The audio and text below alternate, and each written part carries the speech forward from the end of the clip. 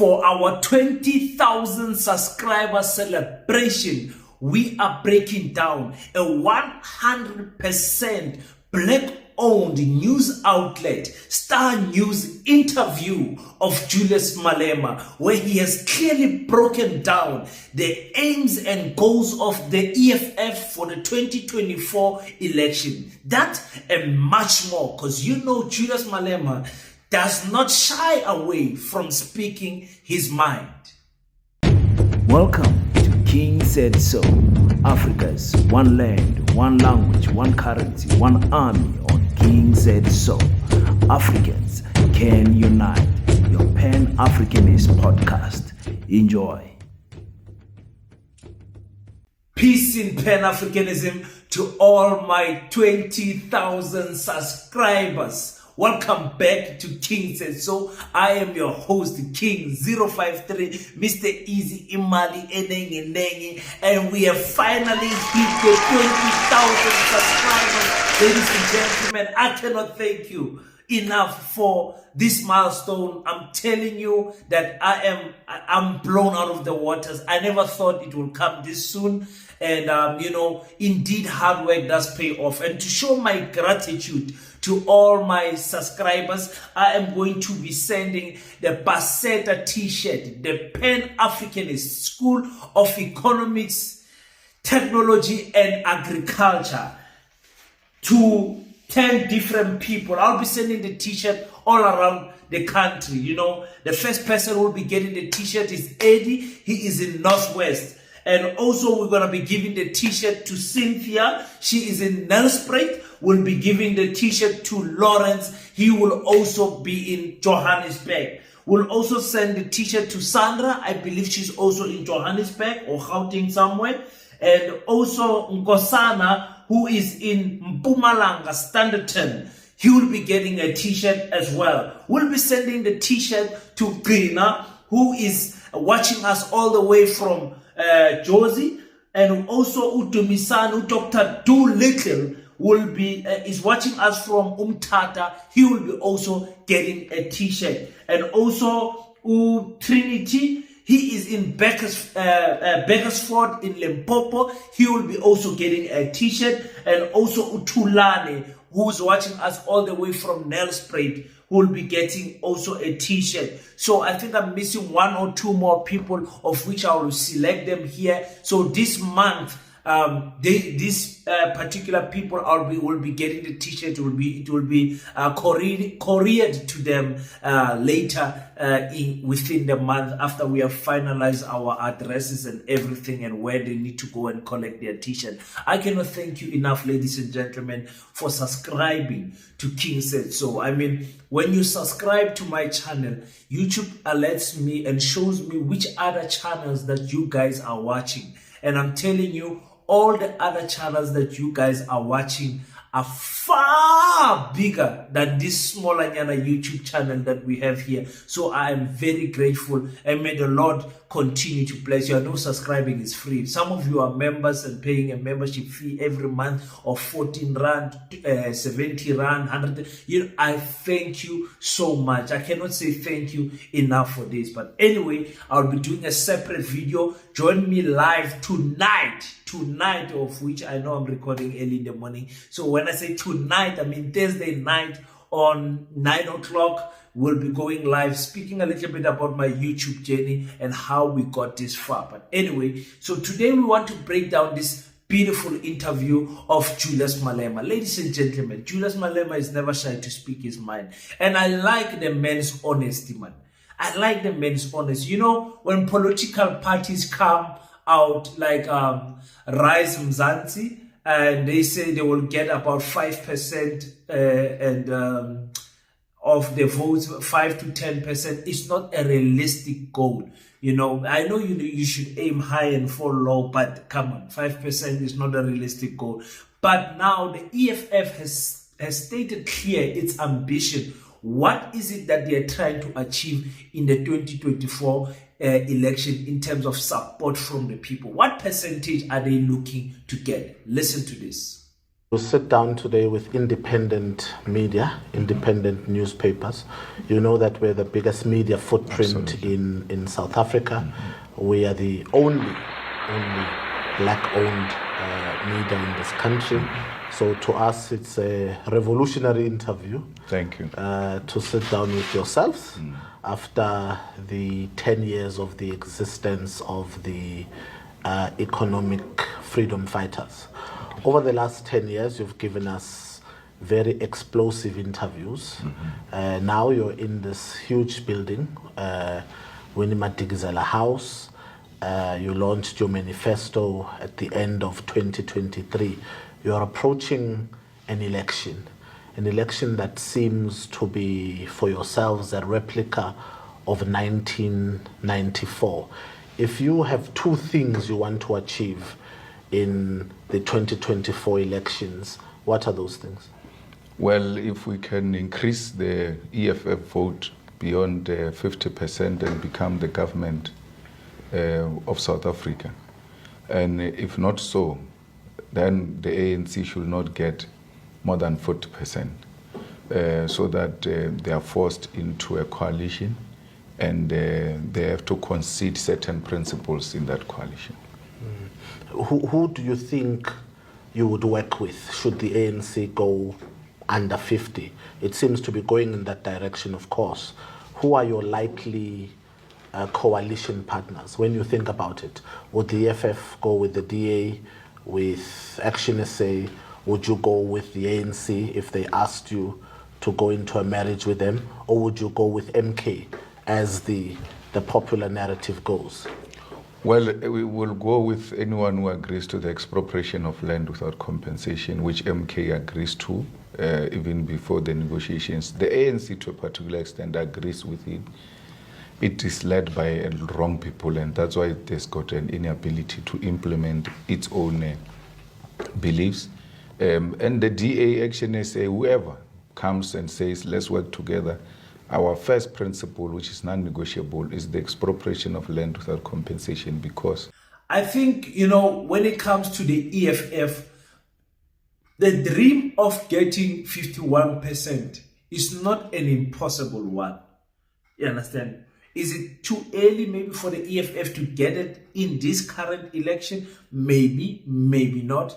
But if we have to be honest, according to the showings of the EFF, the events of the EFF, EFF is one of the most consistent political party that can fill any venue, anywhere in the country, and they just can do it without effort. Like, they've got grounds, they've got structures like galore. So for them to say, listen, we are looking like for 50% plus one so that we can be the ruling party, it's not a moonpeg shot, It is a realistic goal, but if it's going to happen in these specific elections, it's likely not going to happen if we are honest with ourselves. And the reason for that is because of the emerging of Mkhonto Wetisizwe. That disturbed a lot of voters. I believe some of those voters would have voted for the EFF. You can see the two political parties have got the same likes and same dislike, and I mean they're pushing almost the same pan-Africanist agenda type of a movement that they are pushing.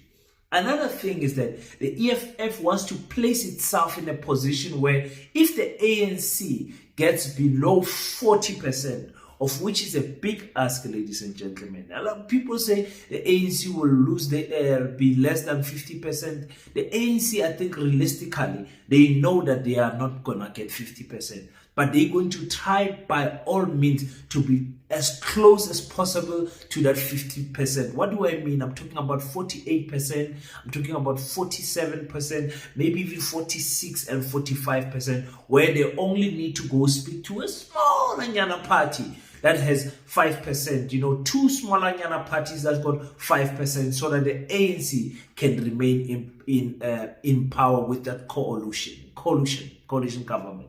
So that's what they need to do. So the EFF's only choice to be in partnership with the ANC is actually if the ANC hits 40% and below. When they hit 40% and below, it will be very difficult for the EFF to find 10%. You can just imagine. They will have to work with the IFP, which is the 5th biggest political party, the DA, which is the 2nd biggest political party, and now they are the 3rd biggest political party. They will have to work with the EFF, which is the 3rd biggest political party. They don't have a lot of choice. When you jump from number 5 going downwards, now you are working with 2%, 1%, but PAC and those people have already said they are working with Umkhonto and all of that. So it's going to be difficult for the ANC to find 10%. So the EFF wants to strategically place themselves where they will say to the ANC, listen, man, come, let's work together. We really are not that different. We agree with a lot of things. Come, let us work together. And if you guys want to agree with this thing of expropriation of land without compensation, we will go with it, because that, like the CIC says, is non-negotiable. They need that clause to be there. And to change, to get our land back, they need to change this thing called Section 25. Let's listen quickly to what Julius Malema said about Section 25, my 20,000 subscribers. Yo! Yeah, but you can't do that without amendment of Section 25 of the Constitution.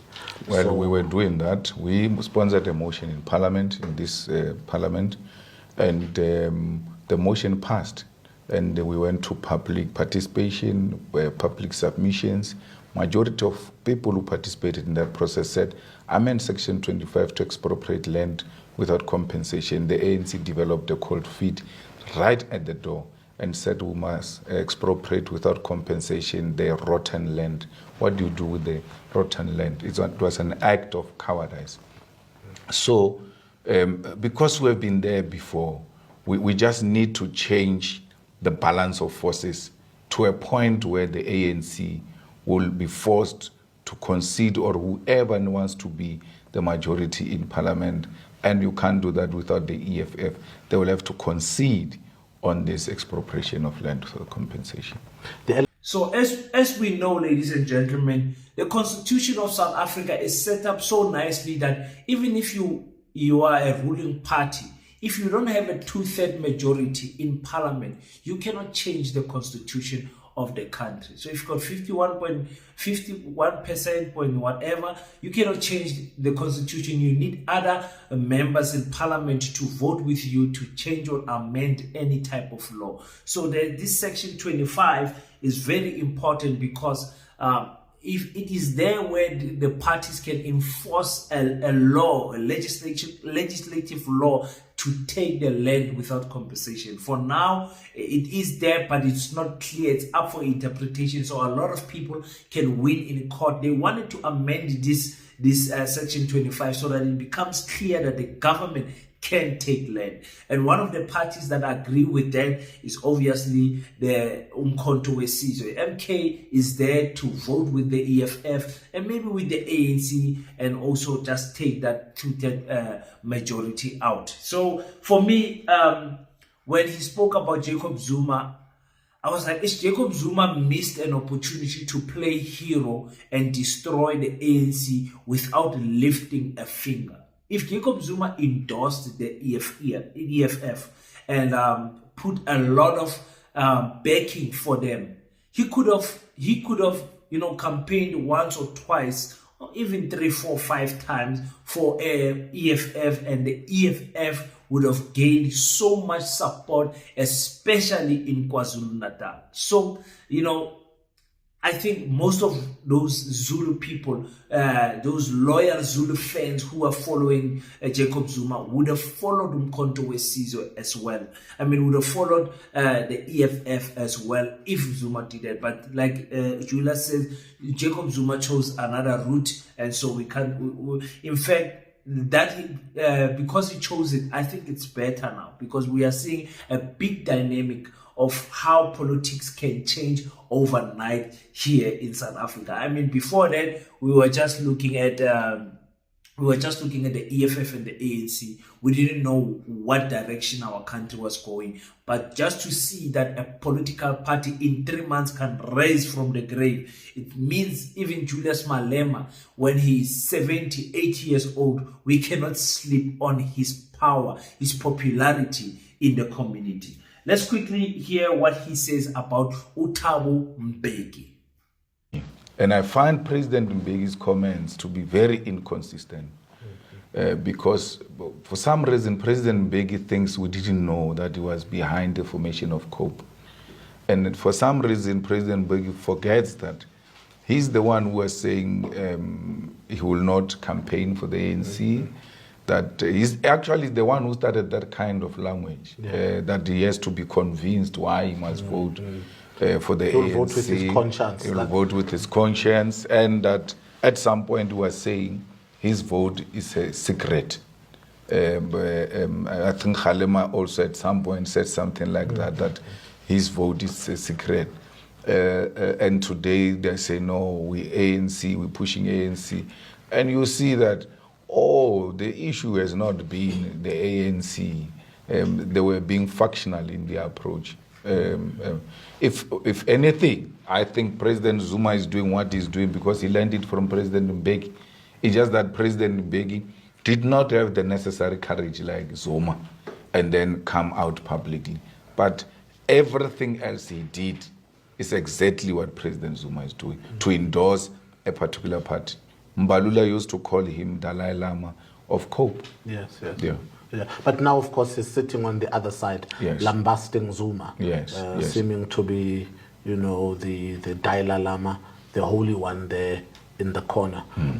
Ladies and gentlemen, Thabo Mbeki is one of those spineless leaders. For me and for many other people, we don't see Thabo Mbeki as a credible African liberator. We don't see that. He was a very learned politician and economist who did a good job to protect white monopoly capitalists, to protect white privilege, and also run the economy in such a way that it grows. But what most clever blacks don't understand is that the majority of the people in South Africa, especially Africans, will continue to suffer because their lives will not improve. I don't want to get into the HIV and whatever Thabo Mbeki did. Let's not speak about that. Let's speak about just the quality of black people, especially those who are very poor, did not change. The life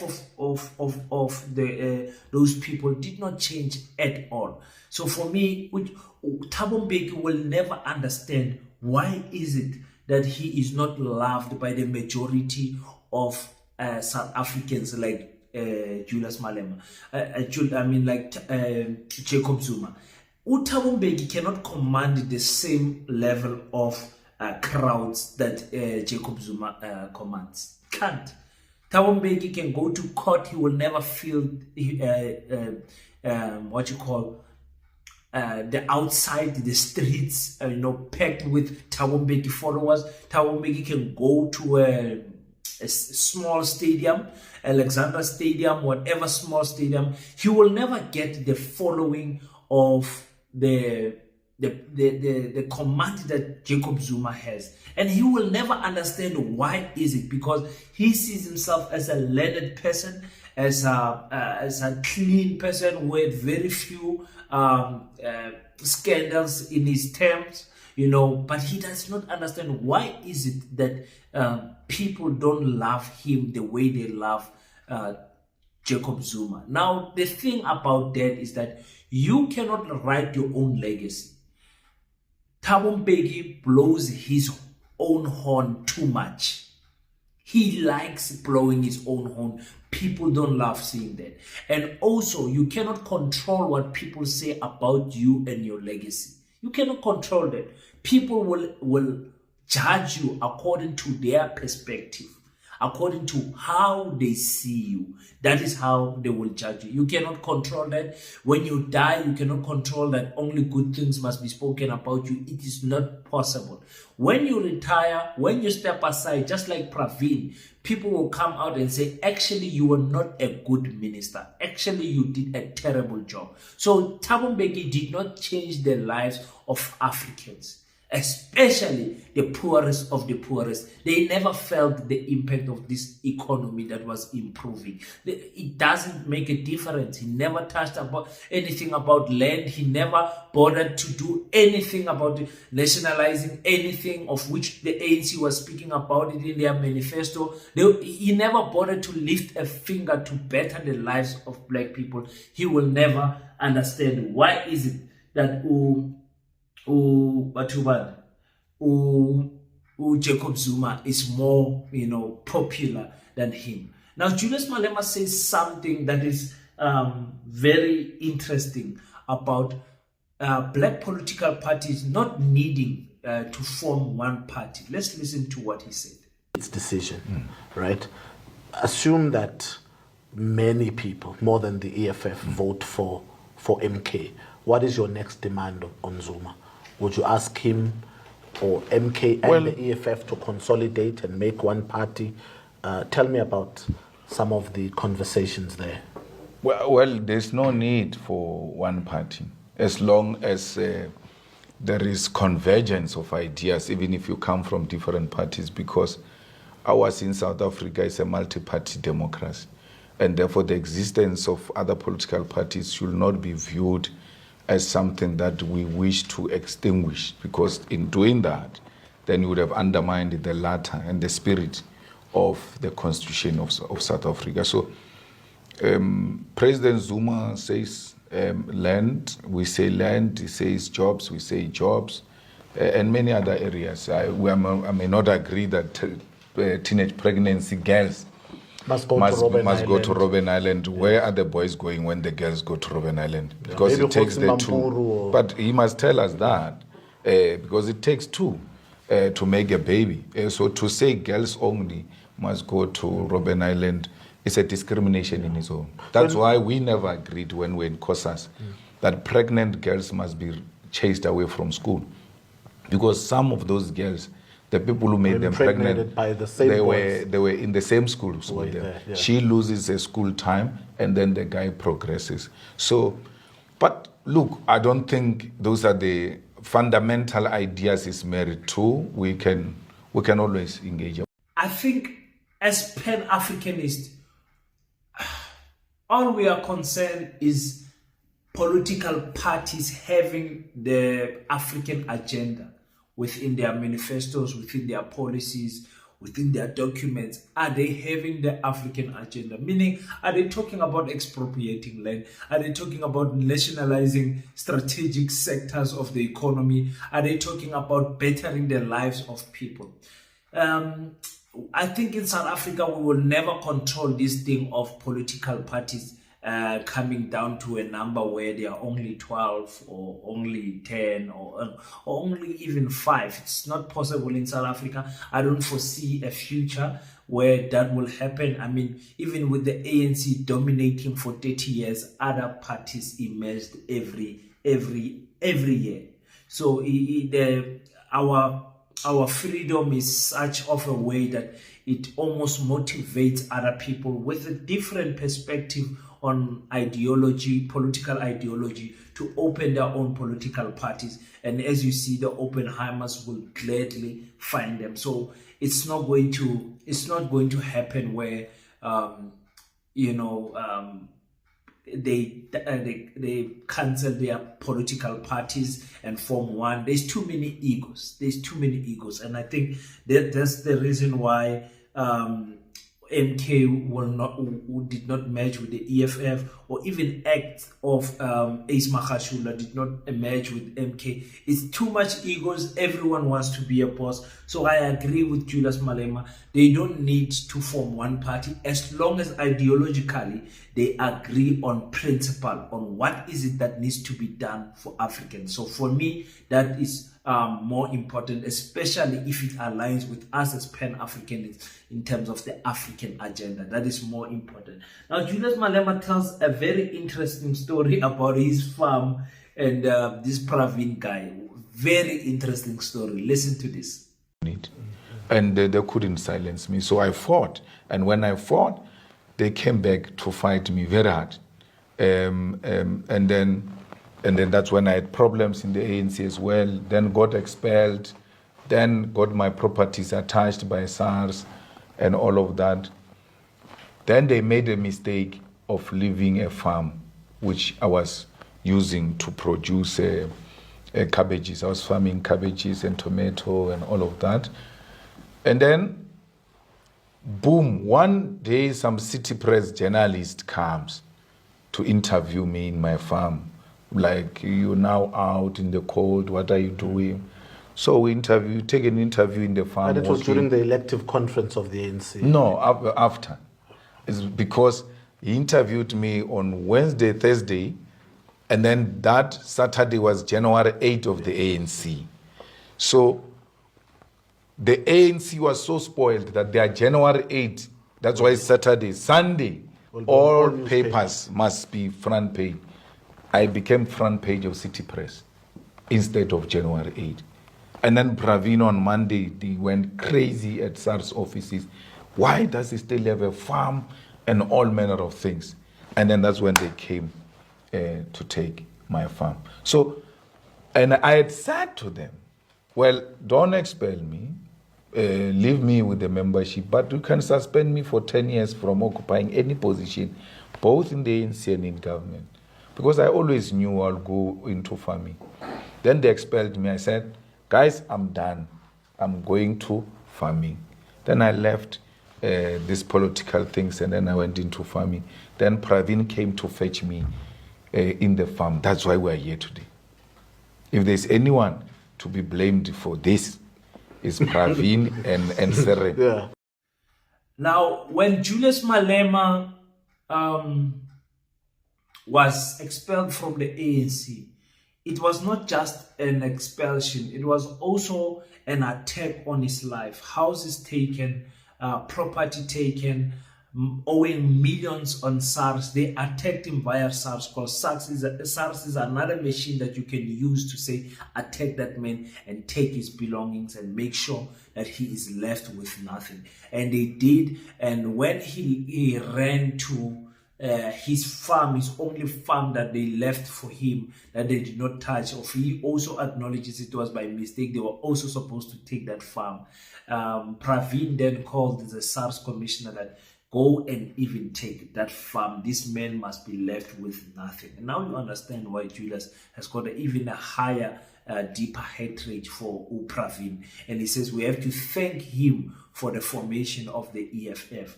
Well, if you hear him say, tell the story differently, he says there were some comrades, Josie and others, our Floyd, who went there by his farm and said, man, let's start a movement. And they convinced him to start the EFF, you understand? But also this thing of them wanting to take the farm, it ignited that fire. I think the farm, he still owns it now. So it's very interesting to hear that story. For me, I was like, yeah, sometimes as a lesson of life, like God puts us in situations that are very uncomfortable, but the following chapter after that hardship, it's a pure testimony, and then you start your life in another trajectory where you will start growing. So for me, when I see things becoming more difficult in my life, I know that it's the last kick of the dying horse. The breakthrough is about to come. Always when something happens, I know something good, it's on its way. You know, that is how life is. Julius Malema also answers the question of the three fundamental differences of the Umkhonto weSizwe and the EFF. Listen to this. In my assessment, the EFF and the MKP differ on three key policies, if you will. You differ on the LGBTQI question. Absolutely. Zuma's statement in the last week or so that he will have to review that policy has had members of that community up in arms. and it's a community you have endorsed and showed support to. Even outside the embassy of Uganda in Pretoria, you wore the rainbow scarf as a symbol of solidarity with that community. Absolutely. The second would be the open border system. Perhaps to your lamentation, you've said foreigners who then find themselves out of the country must find creative ways to come back into South Africa. I don't know if you've had rethoughts about those sentiments. And then, of course, the final question would be such as the girls and the boys, as you say. Has the EFF reconsidered its approach on the open border system? No, let's start with the LGBTQ plus communities. What are the bases? On which ideological basis do you ground that argument? Is grounded on which ideology? Because there's no any other ideology which is progressive internationally that suggests as a progressive political party, maybe worse in the left, you should not allow LGBTQ plus. And my memory doesn't serve me well. Like you said, it was so many years ago where we were in a club with Dudu and them and all of that. But if I'm not wrong, President Zuma has got a child who is part of the LGBTQ plus communities. I'm not sure, and I don't know how he navigates that point at home, because my son once confronted me and said, I hear the EFF doesn't want white people. I said, what do you mean? They said, no, you're going to chase everybody to the sea. I said, no, I can't do that. I mean, he said, no, I was worried because I've got white friends. So I will have to battle, if I want to chase white people out of South Africa, I will have to battle it first at home. And there are certain things that you just know you can't win, and you stand a chance of being embarrassed by those. We are not far from President Zuma on the foreign policy.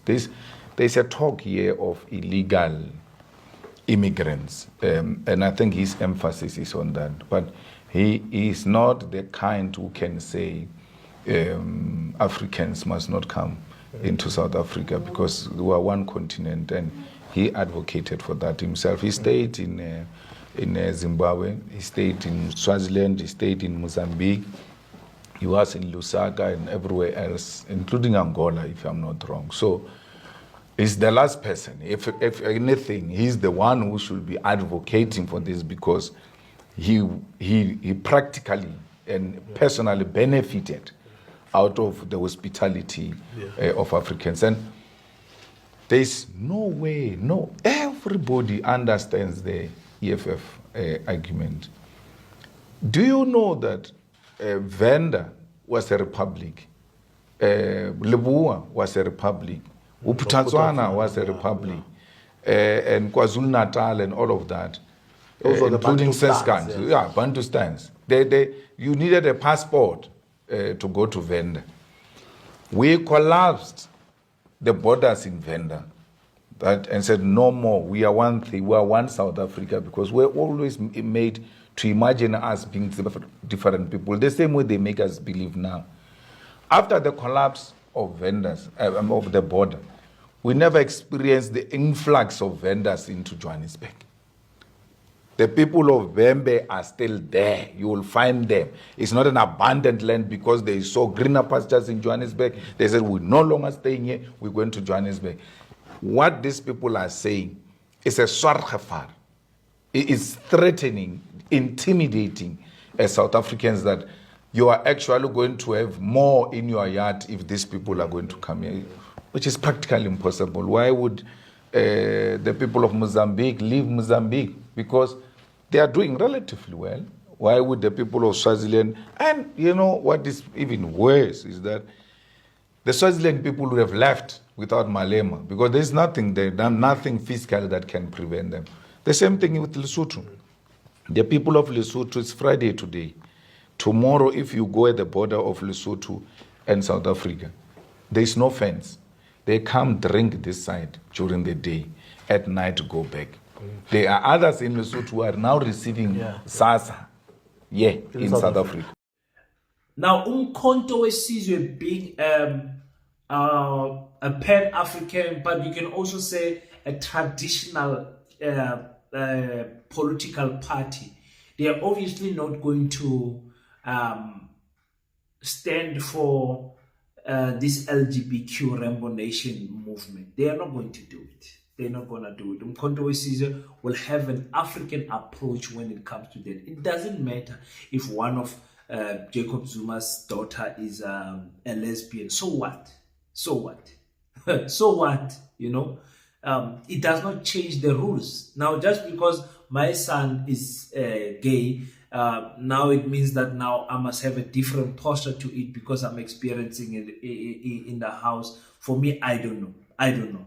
You know, for me, it doesn't matter if the political party has got a stance to say we are going to keep things in an African way and everything. What I've always said as a Pan-Africanist here on this channel is that I don't see any problem with how you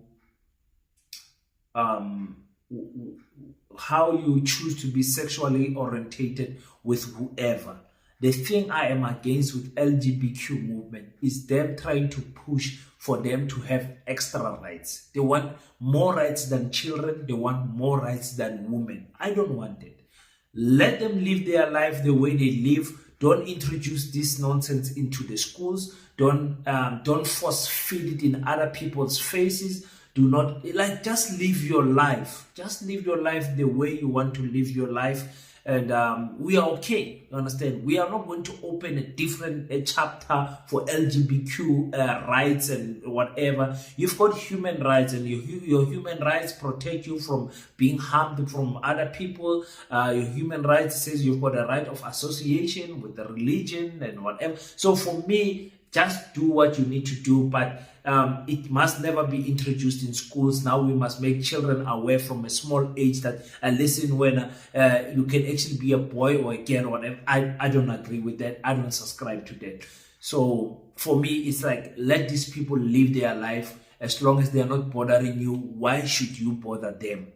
You understand? And we can go even in a deeper sense to say, you know, there's only male and female. Even if you are lesbian, you are still a lesbian woman. If you are gay, you are still a gay man. It doesn't matter. There's still two genders at the end of the day. Don't introduce other genders. Just say, no, I'm a boy that likes boys. That's it.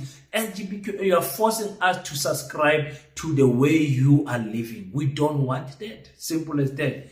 Now, when it comes to the foreigners and the borders, I've opened and talked about this so many times. And there was a live that I did, I believe, last week, where I explained how is it going to be easier for a country like South Africa to open its borders. I spoke about 3 fundamental things that must change. I spoke about the Home Affairs system that must be united with different countries, meaning all our bordering countries must have a central base Home Affairs system where everyone's fingerprint and everyone's death and birth is recorded, so we can go on that system. So should we find a Lesotho person committing crime in South Africa with his fingerprint, we should be able to allocate him. We are not able to allocate him because maybe he came to South Africa illegally and then he committed a crime, but because we don't have those fingerprints in our database at Home Affairs, we cannot allocate him. So I said that needs to be unified, and I said also the police system needs to be also, the police unit needs to be also unified in such a way that police can operate in Zimbabwe, in South Africa. We must have police that will be able to be active in all the bordering countries in SADC. I also spoke about the correctional service, how to punish those who don't want to follow the rules. And I also spoke about the borders, how they're going to operate. So there's so many things that we need to fix before saying, okay, it's open borders. And open borders does not mean take the border gate key and throw it away, just open the gate and anyone can flow in. It means it will be coordinated but we will not be having restrictions to say, pay this much, don't pay this, don't come here. What are you? We will be free to make business in other countries and flow back in and out of goods and services. That's how I spoke about it. And again, when we want to classify foreigners, we must then answer the question, who gave the Dutch people, who gave our colonizers citizenship of South Africa? I'm waiting for an answer. Who gave the white people citizenship of our land? Remember, they gave themselves citizenship. They gave themselves citizenship. So who exactly are the foreigners in our land?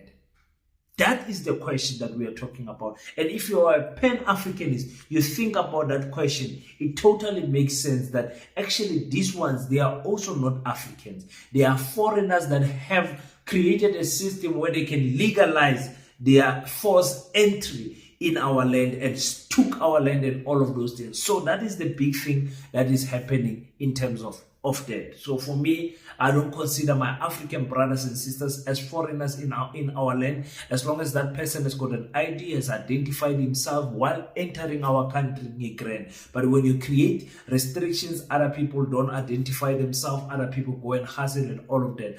There was something that I posted, I believe it was a short, when I spoke about the health system of South Africa, where South Africans are crying so much about our health system, but our health system is so good enough for a person from Zimbabwe to come and say, if only I can get to South Africa and give birth there, I know my child will be alive. You know, in Zimbabwe, about 2,500 ladies die each year while giving birth.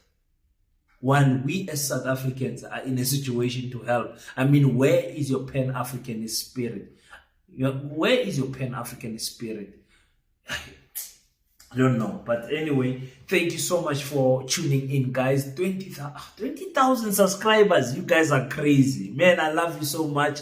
I cannot thank you guys enough for this subscription. All of my sponsors, the first sponsor I had on the channel was Why Not Technology and Joshua organization. Those were my two first sponsors, and then I later got Black Heart Clothing. I mean, those are my three sponsors in the channel, and others who are just people who are saying, King, send your account, let me buy you this. Like Abu Babo, who's in America, who says, King, let me buy you a mic. He bought us a mic, and now he sent money for a camera. So very soon you'll be seeing us going live with the camera, sharing a mic and all of those things. I'm very grateful for people who just saying, young man, you are pushing, you're hustling, you're pushing Pan-Africanism, let me support you. You know, we also have our own struggles in our personal lives, and I'm that person that I try to help as many people. I don't even speak about it here, but I get a lot of requests that, King, I've got this type of problem, can you assist? And I don't put my those helps. I hope those people will speak about it on their side, but for me, I don't like blowing my own horn to say this channel we have helped those people, help those people. They will come out and speak for themselves. Actually, we'll be opening another channel so that I can focus on a different energy and a different frequency from this Pan-Africanist one, so that I can run those two channels. Very soon you'll be hearing about that channel here. So thank you so much for everyone who has subscribed. 20,000 subscribers, guys, my goodness. It's too much, man. It's too much. It's too much. So for me, I think you may God bless you guys.